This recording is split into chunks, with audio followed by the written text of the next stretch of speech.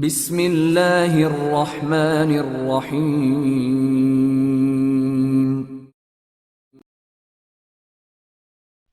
ہندسوں کے آر پار، مصنف فاطمہ رحمان۔ اتوار کا دن ویسا ہی تھا جیسا اس کا اکثر چھٹی کا دن گزرتا تھا۔ پورا دن خون کی تھیلیاں دیکھ دیکھ کر اس کی حالت تشویشناک ہونے کے قریب تھی۔ اس نے گلزیب کو بھی آنے کا کہا تھا، مگر اس نے اپنا قیمتی خون دینا نہ چاہا اور یہ کہہ کر انکار کر دیا کہ یہ مانگنے والے کام تمہیں ہی مبارک ہو۔ میں اپنا سنڈے خراب نہیں کرنا چاہتی، نہ ہی میرا قیمتی خون اتنا سستا ہے۔ جبھی دروازے پر دستک ہوئی، کوئی اندر آیا۔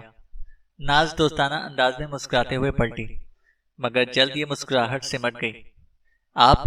منصور حیات خان نے حیرت سے پوچھا۔ جی، میں اکثر بطور رضاکار کام کرتی ہوں، ناز نے کہا۔ ناز کو اسسٹ کرنے کے لیے ایک نرس تھی۔ انہوں نے منصور سے اس کی کیس ہسٹری پوچھی اور پھر اس کا بلڈ پریشر چیک کرنے کے بعد اسے کاؤچ پر لٹا کر سوئی اور خون جمع کرنے کے لیے پاؤچ لگا دیا گیا۔ نرس بینڈیج لینے کے لیے باہر گئی تو ناز بھی ٹھوس سے کرسی پر بیٹھ گئی۔ کتنی دیر لگے گی؟ 8 سے 10 منٹ، اس نے وہیں سے جواب دیا۔ وہ کھڑکی سے باہر دیکھ رہی تھی۔ ناز، اسے منصور کی آواز میں کپکپاہٹ محسوس ہوئی۔ وہ اس کے پاس کھڑی ہو گئی۔ کوئی پرابلم ہے کیا؟ ناز نے پوچھا۔ منصور کے ماتھے پر پسینہ چمک رہا تھا۔ اس نے بمشکل لفظ ادا کیے۔ آپ پلیز میرا ہاتھ پکڑ لیں، مجھے خون دیکھ کر بہت ڈر لگتا ہے، منصور حیات خان نے کہا تھا۔ ناز پر خاطر خواہ اثر ہوا۔ ناشتہ کیا تھا؟ ناز نے پوچھا۔ منصور نے اسبات میں سر ہلا دیا۔ اس کے چہرے پر بیچارگی صاف دکھائی دے رہی تھی۔ ناز نے اس کا دوسرا ہاتھ ہلکا سا پکڑ لیا۔ منصور حیات خان باقاعدہ کانپ رہا تھا۔ اس کی نظریں چھت پر تھیں۔ ناز اس کا چہرہ دیکھے گئی۔ کمرے میں خاموشی بڑھتی جا رہی تھی۔ بس ہونے والا ہے، ناز نے اسے بچوں کی طرح پچکارا۔ میں آنکھیں بند کر لوں؟ اس نے پوچھا اور آنکھیں موند لیں۔ ناز کے ہاتھ پہ اس کی گرفت مضبوط ہو چکی تھی۔ ناز ان بند پلکوں کو فرصت سے دیکھے گئی۔ نظر سرکتی چہرے کے ہر نقش کا فراغت سے جائزہ لینے لگی اور 8 منٹ گویا صدیوں پر محیط ہو گئے۔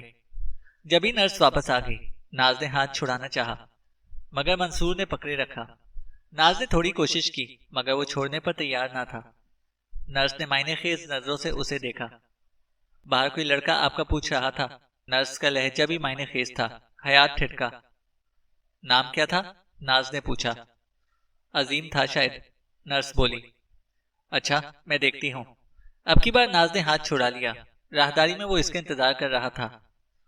مجھے یقین تھا تم نہیں آؤ گے، ناز نے کہا۔ مجھے بھی، لیکن کچھ تھا، سوچا تم شاید دیکھ کر خوش ہو جاؤ گی مجھے۔ وہ ناز کے ساتھ چلنے لگا۔ نرس کو کہوں گی تمہاری 3-4 بوتلیں نکلوا لے، ناز بولی۔ ایسا ہے تو پھر خدا حافظ، اس نے قدم موڑے۔ آ جاؤ، اب یہاں سے واپسی ممکن نہیں، ناز بولی۔ ویسے کل تو آپ جھوٹے منہ لفٹ نہیں کروا رہی تھی۔ خیریت ہے؟ آج کافی حشاش پشاش ہے۔ زعیم نے ایک بھرپور نگاہ اس کے سراپے پر دوڑائی۔ پورا دن خوش خون دیکھ دیکھ کر میرا بھی 1-2 کلو خون بڑھ گیا ہے۔ وہ چلتے چلتے باتیں کر رہے تھے۔ حیات سے نظر ملی تو وہ ہلکا سا مسکرا دیا۔ آپ ٹھیک ہیں؟ ناز نے رک کر پوچھا۔ منصور بولا نہیں۔ ہاں میں گردن کو جنبش کر دی۔ زعیم پر ایک بھرپور نگاہ ڈالی تھی اس نے۔ تم نے کہا تھا اس کی زندگی میں کوئی نہیں ہے۔ ایسا ہی ہے، منگیتر شوہر وغیرہ نہیں ہے، وہ سنگل ہے، حمزہ نے کہا۔ حمزہ نے کالر چھڑانے کی ناکام کوشش کی تھی۔ حیات نے اس کا گریبان پکڑے رکھا۔ پتہ کراؤ کہ یہ عظیم کون ہے اور ناز سے تعلق کیا ہے اس کا، حیات نے کہا۔ حیات نے گریبان چھوڑا تو اس نے ایک لمبی سانس لی۔ حیات لاکھ صفاق اور حمزہ بھی اس سے ڈرتا تھا، لیکن وہ اتنا وہ دونوں جانتے تھے ان کا ایک دوسرے کے بغیر گزارا نہیں۔ حمزہ عظیم کا پتہ کروانے کے لیے نکل کھڑا ہوا۔ تم؟ ڈونٹ ٹیل می، تم پچھلے 2 گھنٹے سے یہاں بیٹھے ہو؟ نہیں، دراصل مجھے یہاں بیٹھے 3 گھنٹے پورے ہونے لگے ہیں۔ بس 1 منٹ رکو، اس نے کلائی پر پہنی ریسٹ واچ پر دیکھا۔ ہاں، اب 3 گھنٹے پورے ہو گئے۔ کینسر ہاسپٹل کے لیے لگائے گئے بلڈ ڈونیشن میں زعیم واپس جانے کی بجائے وہیں بیٹھا رہا۔ وجہ جان سکتی ہوں؟ تم اتنی دیر کیا کر رہے تھے اور کیوں؟ ناز نے کنپٹی کو سہلاتے ہوئے پوچھا۔ تھکن چہرے پر عیاں تھی۔ ضرور، مگر یہاں نہیں، تمہیں میرے ساتھ چلنا ہوگا، اس نے جس سنجیدگی سے کہا کچھ دیر کے لیے ناز چپ کر رہ گئی۔ اچھا، جیسے میں تمہارے ساتھ چل پڑوں گی؟ ناز نے تعصب سے سر ہلایا، اور 15 منٹ بعد وہ ایک اوپن ایئر کیفے میں شورما نوش کر رہے تھے۔ ناشتہ نہیں کیا تھا؟ زعیم نے پوچھا۔ چائے کا ایک کپ تھا۔ ناز نے ایک بڑا نوالا لیا۔ زعیم نے ٹیشو پیپر اس کے آگے رکھے اور منہ کی طرف اشارہ کیا جہاں طاہینی سوس کا دھبا لگا تھا۔ اس نے منہ پوچھتے ہوئے پوچھا، اب بتانا چاہو گے 3 گھنٹے کس خوشی میں خوار ہوئے ہو؟ ناز نے کہا۔ کھاتے سمے بولنا بدشگونی ہوتی ہے، اور ناز سمجھتے ہوئے چپ کر گئی۔ قطعی یہ مت سمجھنا کہ تم پر دل آ گیا ہے میرا، ابھی حالات اتنے برے نہیں ہوئے، بس انسانیت کا پجاری ہوں، بس اس لیے، زعیم نے کہا۔ ناز نے مزید کچھ نہ کہا۔ تم نے کہا، میں نے مان لیا، ناز نے کندھے اچکا کر کہا، اور کچھ دن بعد وہ ایک ساتھ کتابوں کی دکان میں داخل ہوئے۔ میں ثابت کرنے کو تیار ہوں تم میرا پیچھا کر رہے ہو، ناز نے انگلی اٹھا کر تنبیہ کی۔ اچھا کرو پھر، پہلی بار تم نے مجھے دھکا دیا تھا، دوسری بار بائی چانس ٹاکرا ہو گیا، اور تیسری بار تم نے بذات خود مجھے دعوت دی تھی اور بندہ ناچیز کا خون نچوڑ لیا۔ زعیم نے آنکھوں میں نقلی آنسو لانے کی کوشش کی مگر کامیاب نہ ہو سکا۔ ناز اسے نظر انداز کر کے رومانوی اردو ناول کے سیکشن کی طرف آ گئی۔ اب بولتی بند ہو گئی کچھ لوگوں کی۔ وہ اس کے ساتھ کھڑا کتابوں کے نام پڑھ رہا تھا۔ ناز نے مکھڑا اس کی جانب کیا۔ دیکھو، اتنا اچھلنے کی ضرورت نہیں ہے، ناز بولی۔ تم پر چشمہ سوٹ کرتا ہے۔ روبرو کھڑے اس نے چشمے سے اس کی آنکھوں میں جھانکا۔ تمہارا مطلب ہے یہ گلاسز؟ ناز نے 2 انگلیوں سے اینک سیٹ کرتے ہوئے کہا۔ جی، یہ گول گول ہیلی پوٹر والی چشمے اچھے لگتے ہیں تم پر، زعیم نے پھر سے کہا، اور ناز نے ہاتھ میں پکڑی کتاب کندھے پر دے ماری۔ مجھ پر تشدد کیا جا رہا ہے، بچاؤ لوگوں، بچاؤ، یہ خونخوار لڑکی میرے پیچھے پڑ گئی ہے۔ جھوٹے تم خود میرے منہ لگتے ہو، ناز نے کتاب اب کی بار دوسرے کندھے پر ماری۔ لگوں پھر، زعیم بولا۔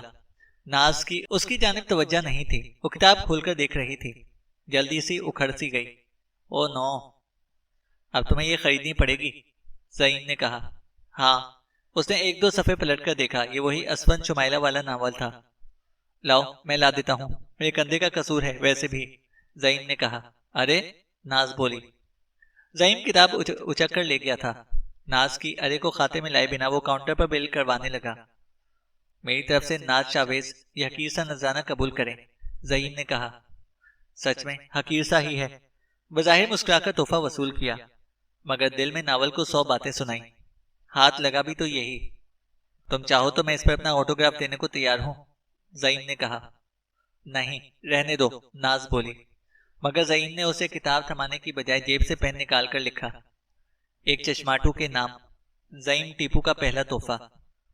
زعیم نے فخر سے سطر کو دیکھا اور کتاب ناز کی طرف بڑھا دی۔ جب میں ایپل جتنا بڑا بزنس کھڑا کر لوں تب تم یہ لائن اور میرے سائن سب کو دکھانا اور شوخیاں مارنا، کیسا؟ اس نے داد چاہی۔ شکریہ، میں ہمیشہ اسے سینے سے لگا کر رکھوں گی۔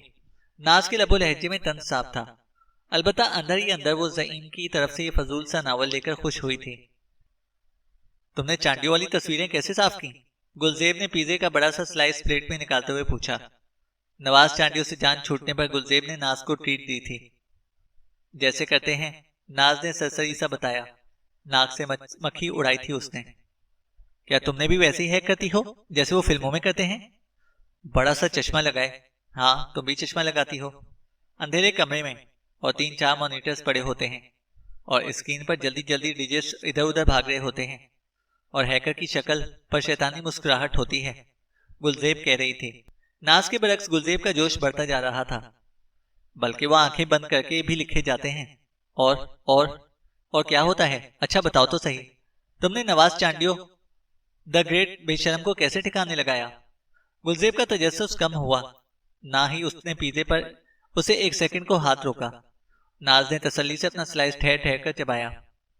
اچھا تو تم نے میٹرک میں کمپیوٹر سائنس پڑھی تھی نا؟ گلزیب نے مکھڑا ہاں میں ہلا دیا۔ الگورتھم وغیرہ یاد ہیں؟ ناز نے پوچھا۔ اب کی بار گلزیب نے اکتا کر سر ہلایا۔ مر مر کر اس نے کوڈز رٹے تھے۔ وہی تو، ایک کالی اسکرین ہوتی ہے یا پھر سفید اور اس پر کوڈز لکھنے ہوتے ہیں بس، ناز نے آخر میں چٹکی بجائی۔ کتنا بورنگ کام ہے یہ ناز، فلموں میں تو اتنا مزے کا لگتا ہے۔ گلزیب کا جوش جھاگ کی مانند بیٹھ گیا۔ خیر، اب بورنگ تو نہیں، ادھر ادھر تاک جھانک کرنے کا مزہ ہی اور ہے۔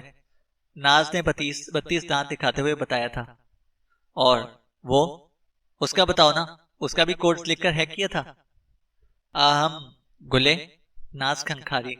تو سنو، میں نے پورے 2 دن اس کی فیس بک پر نظر رکھی اور چھوٹی سی چھوٹی بات کو لکھا، وہ کب گڈ نائٹ کا اسٹیٹس لگاتا ہے اور اصل میں کب آف لائن ہوتا ہے، کس طرح کے پیجز لائک کیے ہوئے ہیں، اور ایسی چھوٹی چھوٹی چیزیں جن سے میں نے اس کے شب و روز پر نظر رکھی تھی۔ پھر میں نے ایک اشتہار بنایا اور ایک لنک اٹیچ کیا، یہاں اسے بھیجا، وہاں اس نے لنک کھول لیا، لنک کھول کر اسے تو اشتہار نظر آیا اور مجھے وہ، مطلب میں نے مرر کر لیا اور ہمارا کمپیوٹر اور موبائل جڑ گئے، ناز نے بتایا۔ ہیں؟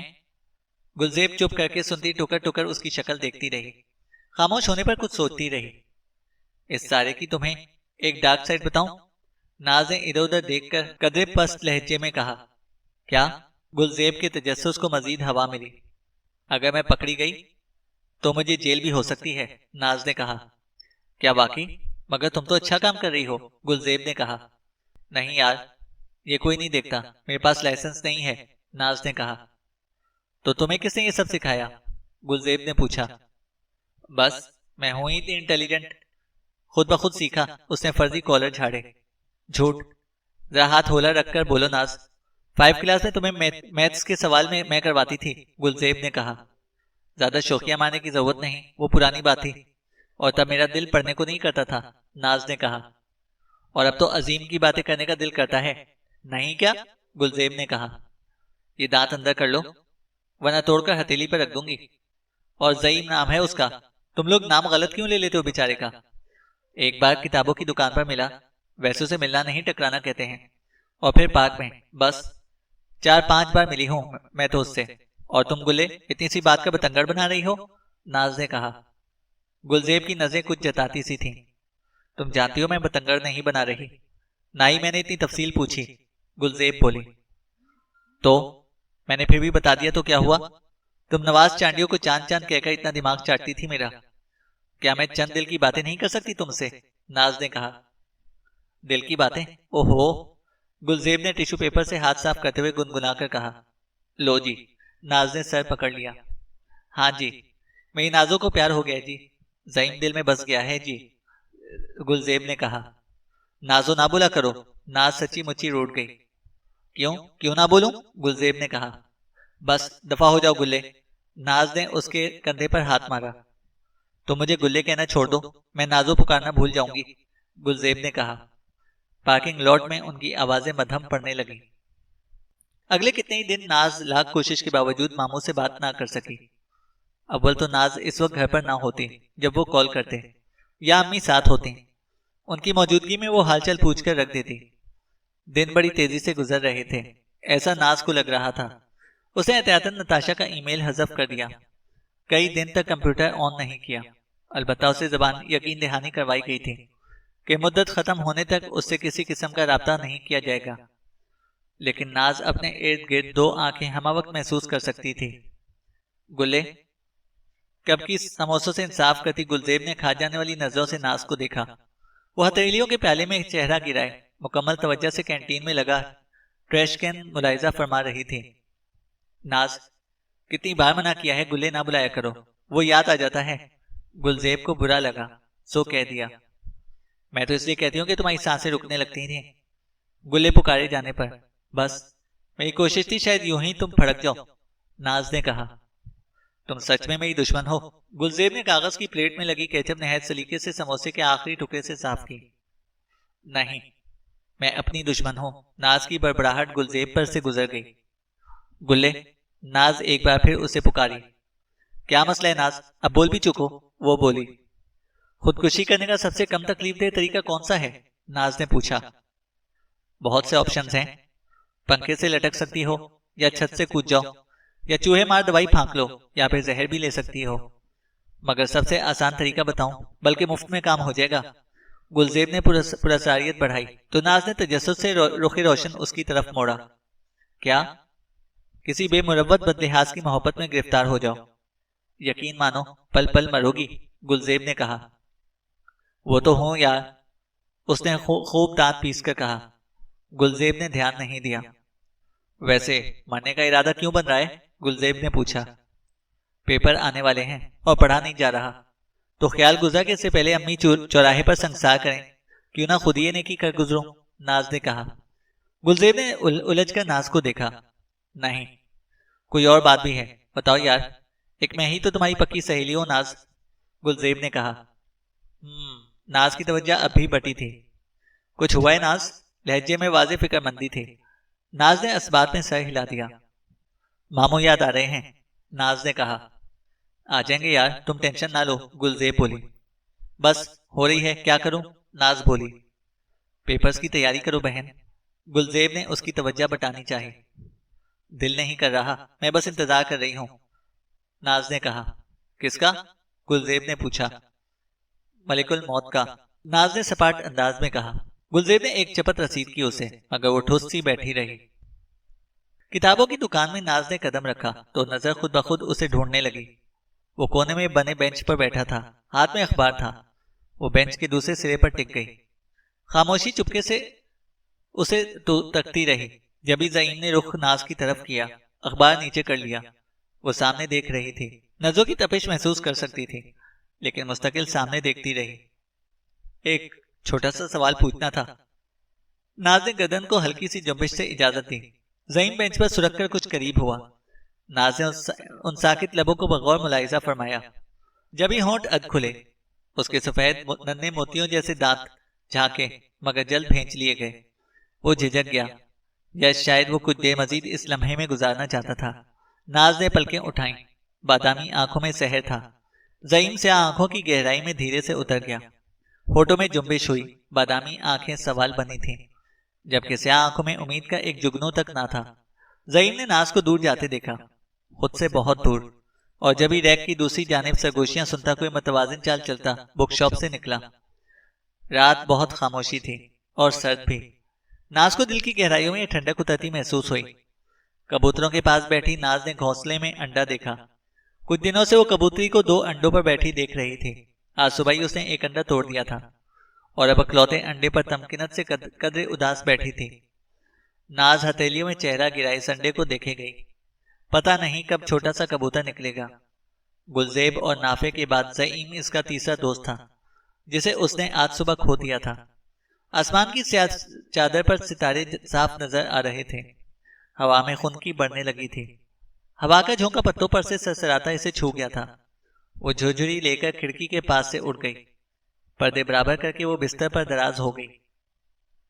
आज एक अच्छा दोस्त खो दिया मैंने। मैं मजबूर थी, लेकिन खुद को तसल्ली देने के लिए काफी नहीं। मामू, आप वापस आए जरा, मेरी नाराजगी लंबी हो चुकी है। आंखें मूंदे वो आने वाले बुरे दिन को महसूस कर सकती थी। रात में जब आसमान साफ था और सितारे मंसूर हयात खान को देखकर सरगोशियां कर रहे थे, तब हमजा ने इसे आज की रुदात सुनाई। उसका नाम ज़ईम है। नाज की तरह मिडिल क्लास खानदान से ताल्लुक रखता है। छोटी सी जॉब है। ये ज्यादातर किताबों की दुकान पर मिलते थे। दरअसल आज ज़ईम ने, तेज तेज बोलता हमजा अटक गया। हिकला क्यों रहे हो? मंसूर खुद को तौलिए से पहुंच रहा था, जिस पर पानी के कतरे लटक रहे थे। वो काफी देर से स्विमिंग कर रहा था।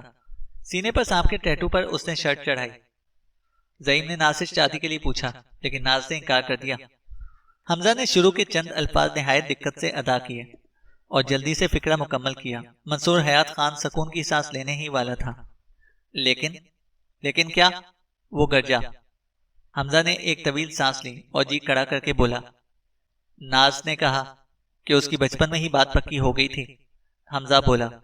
हमजा ने जरा नजर उठाकर देखा। मंसूर हयात खान कुछ सोच रहा था। उसने अकड़े कंधों को जरा ढीला किया कि गाल पर एक सन्नाटेदार थप्पड़ रसीद हुआ। किसी काम के नहीं हो तुम, हयात अंदर जाते समेत ढारा था। हमजा की मध्यम सी मिनमिनाहट उसके साथ साथ थी। लेकिन नताश यानी नाज ने कभी उसका नाम लिया, ना ही वो किसी से मिले, और उसकी एक दोस्त है, वो उससे भी इस बारे में बात नहीं करती थी। जाहिर है वो झूठ बोल रही है, हमजा ने कहा। नहीं, वो सच कह रही थी। हयात ने उसके चेहरे पर दरवाजा बंद किया। हमजा वहीं रह गया। हमजा को पूछने की इजाजत ना थी और हयात को बताने की आदत ना थी। वो ज़ईम की आंखों की चमक से खूब वाकिफ था। हमजा ने मंसूर को नाज और ज़ईम की सुबह की ऑडियो रिकॉर्डिंग भेजी। बंद दरवाजे पर हयात ने वो रिकॉर्डिंग ऑन की। ایک چھوٹا سا سوال پوچھنا تھا. تمہیں یقیناً عجیب لگے گا لیکن تم مجھے ویسے ہی دیکھتی ہو جیسے میں. زعیم نے پوچھا تھا. مطلب؟ ناز نے سوال کیا تھا. ناز، کیا تم مجھے اجازت دو گی کہ آنے والی زندگی میں جب بھی تمہیں ضرورت پڑے میں ان ہیری پوٹر گلاسز کو صاف کر سکوں؟ زعیم نے سوال کیا تھا. یہ کیسا مذاق ہے؟ ناز نے پوچھا. تم میرے جذبات کو مذاق سمجھتی ہو ناز؟ کیا تم نے فیل نہیں کیا ہم جب اکٹھے ہوتے ہیں تو خاموشی بھی بے تکی نہیں ہوتی؟ زعیم نے کہا تھا. مگر میں نے تمہیں کبھی ایسی امید نہیں دلائی، ناز نے کہا. تو کیا اب ایسا نہیں ہو سکتا؟ زعیم نے پوچھا. نہیں، میں انگیج ہوں، اور جہاں تک تمہاری بات ہے تم صرف میرے دوست تھے، اور جسے آج تم نے کھو دیا. زعیم نے کہا. ریکارڈنگ ختم ہو گئی. حیات نے حمزہ کو پیغام لکھا. باہر دروازے پر موبائل کی ٹون بجی. اس نے میسج دیکھا. تم جانتے ہو کہ اب کیا کرنا ہے؟ حیات آنے والے کل کا حکم دے چکا تھا. حمزہ بند دروازے کو سر ہلاتا ہوا وہاں سے چلا گیا. فجر کے بعد وہ کتنی ہی دیر خالی و ذہنی کی کیفیت میں بیٹھی رہی. کچھ سوچتے ہوئے اس نے مختلف انداز میں الماری سے ایک اردو ناول نکالا. کوئی معمولی اردو ناول نہیں تھا، بلکہ وہ خود اذیتی کا طریقہ تھا. کتاب کھول کر پہلے صفحے پر لکھی سطر پر ہاتھ پھیرا. ایک چشماٹو کے نام، زعیم ٹیپو کا پہلا تحفہ. اس کے وہم و گمان میں بھی نہ تھا کہ وہ اسفند شمائلہ والا ناول کسی دن اپنے بستر پر بیٹھ کر مکمل توجہ کے ساتھ پڑھے گی. یہ اس کی اپنی کسی کوشش تھی حقیقت سے کٹنے کی. سائڈ ٹیبل پر دھرے جاسوسی اور سیریل کلرز والی کتابیں سہم کر اس رومانی اردو ناول کو دیکھ رہے تھے. زماں مکان سے کٹے وہ ایک ہی نشست میں 300 صفحات کا ناول ختم کر کے اٹھی. اتنا برا بھی نہیں تھا. ٹھک سے کتاب بند کر کے اس نے گھڑی دیکھی اور تیار ہو کر نچلی منزل پر آ گئی. آج پراٹھوں کی خستگی نے اسے منایا، نہ ہی گرم چائے اس کے غم کا مداوع کر سکی. وہ خالی خالی نظروں سے سب کو دیکھے گئی، بند کانوں سے سنتی گئی. ناز کو بتایا حوالدار صاحب پہنچ رہے ہیں دوپہر میں. ابو امی کو کہہ رہے تھے. ارے ہاں، یاسین نے رات کو فون کیا تھا. تم جلدی سو گئی تھی، یاد نہیں رہا بتانا. یہ فقط اطلاع نہیں تھی، ناز کے لیے زندگی کی نوید تھی. آج کی تاریخ میں پہنچیں گے؟ بے صبری سے ناز نے پوچھا. ہاں، امی نے کہا، اور اس کی زرد پر پڑتی رنگت میں سکون اتر گیا. وہ بہتر محسوس کر رہی تھی، لیکن یہ سکون عارضی تھا. جینز پر جامنی گھٹنوں تک آتا فراک پہنے وہ بس اسٹاپ پر کھڑی تھی.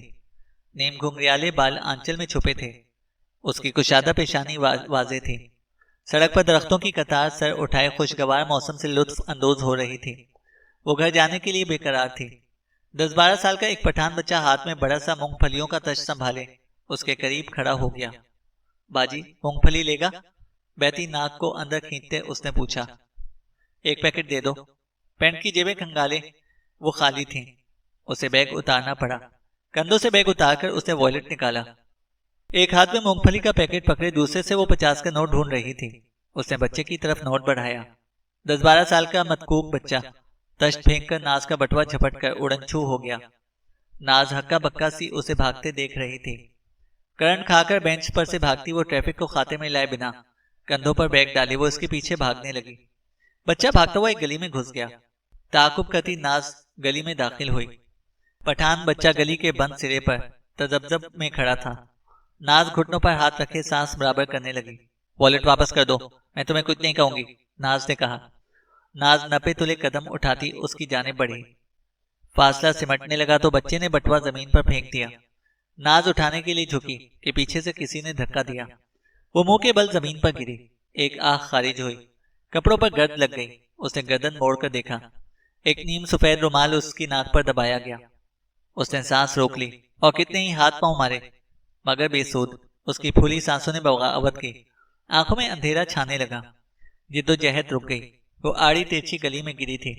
نیم غنودگی میں 2 آدمیوں نے اسے اٹھا کر چھوٹی سی وین میں پھینکا. دروازے سے سر ٹکرایا تو رہے سے حواس بھی معدوم ہوتے چلے گئے. اس نے آنکھیں کھولنے کی کوشش کی. سر بھاری ہو رہا تھا. بند آنکھوں کے ساتھ اس نے محسوس کیا کہ وہ کسی سخت چیز پر تھی. زمین تھی. پپوٹے میں لرزش پیدا ہوئی مگر کھولنا مشکل تھا. اس نے ہاتھ ہلانے چاہے. وہ آپس میں بندھے تھے. بند آنکھوں کے ساتھ ٹانگیں سیدھی کی. وہ سختی سے باندھی گئی تھیں. آہستہ آہستہ حواس بحال ہو رہے تھے. وہ آنکھیں نیموا کرنے میں کامیاب ہوئی. بندے ہاتھوں کے ساتھ اس نے اٹھنا چاہا مگر اٹھ نہ سکی. انگلیوں کی پوروں سے ایک بار پھر فرش کو چھوا. लकड़ी का चिकना फर्श और एसी की ठंडक थी। वो कुछ लोगों की बड़बड़ाहट सुन सकती थी, मगर लफ्ज गड़बड़ थे। उसने खूब जोर लगाया, टूटे फूटे लफ्ज थे। बड़े साहब आए, बेडरूम में खतरा। बड़े खान? जी। कब और किस लिए? किसी ने बताया नहीं? अगर बड़े खान को भनक भी पड़ी, औरतें लाने लगा है वो, हम सबका आखिरी दिन होगा और आज ही आना था, अब क्या करें? एक आवाज आई। बड़े साहब ने हयात साहब को भी नहीं बताया था। हमें बताना तो दूर, शायद खानम बीमार हैं। एक और आवाज आई। वो हयात को वापस ले जाने? एक और आवाज ने कहा। वो जो भी है, मगर तब तक इसका क्या करेंगे? एक और आवाज ने पूछा। हयात साहब को किसी ने बताया है कि? नहीं, वो दफ्तर में थे, उन्होंने सख्ती से मना किया था, वहां ऐसी कोई बात नहीं करनी। एक और आवाज आई। फिर अब? किसी ने पूछा। नाज को कुछ समझ आ रहा था। उसने आंखें वाह की। उसका मुंह दीवार की तरफ था और 3 आवाजें उसकी पुष्ट पर बोल रही थीं। कुछ सोचते हुए उसने आंखें पहले की तरह बंद कर ली। वो कदमों की धमक करीब आते सुन सकती थी।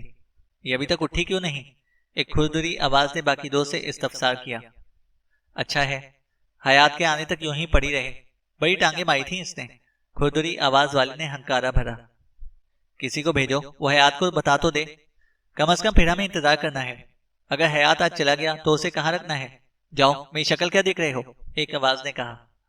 4 कदम बाहर निकल गए तो नाज को माथे पर पसीना महसूस हुआ। वो जो भी था उसे देखे जा रहा था। ओहो, नताशा? नहीं नहीं, तुम पर नाज सूट करता है। तुमने सोचा था कभी? आदमी ने उसके रुखसार हल्के से छुए। उसके फिसलते हुए हाथ कुछ नीचे जा रहे थे और वो सहम गई। नाज का कमरा जिस खिड़की की ग्रिल पर हमा वक्त 8 कबूतर ऊँघते, बाजा चुगते, नाज को तकते और फिर सो जाते थे, ने कमरे का दरवाजा खुलते देखा। दरवाजा आहिस्ता से वाह हुआ। आने वाला नपी तुली चाल चलता कमरे के दरमियान में ठहर गया। उसने बारी बारी हर चीज को देखा। अब नौसी पलंग पर बिछी गहरे नीले की बेशिकन चादर, साइड टेबल पर धरा रोमानवी नावल और ग्रिल पर बैठे कबूतर। पलंग का फॉर्म बना आवाज पैदा किए दब गया। आदमी ने नावल उठा लिया, सरवर गौर से देखा और सफा पलटा। पसंद बदलने लगी है नाजो की। पहले सफे पर बॉल पॉइंट से एक सतर लिखी थी। यासीन ने कदरे ताजुब से उसे पढ़ा। एक चश्माटू के नाम, ज़ईम टीपू का पहला तोहफा। नॉवल वापस रखकर वो एक नजर बाकी कमरे पर डालकर कबूतरों के पास रुक गए। हाँ भाई जासूसो, नाज कब वापस आएगी? कबूतर ने सरता पैर उन्हें देखा, फिर मुंह मोड़ लिया। दुजानो बैठकर यासीन ने घोंसले में बैठे कबूतर के बच्चे के सर पर उंगली फेरी। नौमौलूद बच्चा कसमसाया। ऐसा क्यों लगा जैसे कुछ बुरा होने वाला है? अब की बार भी कबूतरों ने कोई जवाब ना दिया। वो निचली मंजिल की सीढ़ियां फैलांग कर बावर्ची खाने में आ गए। आपा, नाज कब आएगी? यासीन ने पूछा। रोटी का पेड़ा बनाते हाथ अचानक लम्हे भर को रुके। 2-3 बजे तक आ जाती है, शायद आज कहीं जाना होगा। सुबह बताया होगा, मेरे जहन से ही निकल गया। हफ्ते के दिन तो अक्सर कोई ना कोई काम होता है उसका। आ जाएगी, और शर्त लगा लो मोबाइल की बैटरी भी खत्म हो गई होगी उसकी, नाज की माँ ने कहा। महारत से बेली कागज जैसी रोटी चकले से तवे पर आ चुकी थी, मगर यासीन की तसल्ली ना हुई। पलट कर घड़ी देखी, 4 बज चुके थे। फोन करके पूछ लेना, यासीन ने कहा। अभी खाने के बाद करती हूँ, नाज की माँ ने कहा। वो बाहर आकर तलहा के साथ बैठ गए। नाजो हर रोज क्या इतनी लेट ही आती है? यासीन ने पूछा। कभी कभी। तलहा की पूरी तवज्जो ड्रैगन बॉल जी पर थी, मगर यासीन मानने को तैयार ना थे कि जिस दिन वो आए उसी दिन नाज किसी दूसरे काम से चली जाए। खतरे की घंटी होले होले बज रही थी, बहुत आहिस्ता आहिस्ता और पुरअसरार सी। चैनल को सब्सक्राइब करें और बेल आइकन को प्रेस करें ताकि हमारी हर अपडेट आपको बर वक्त मिल सके।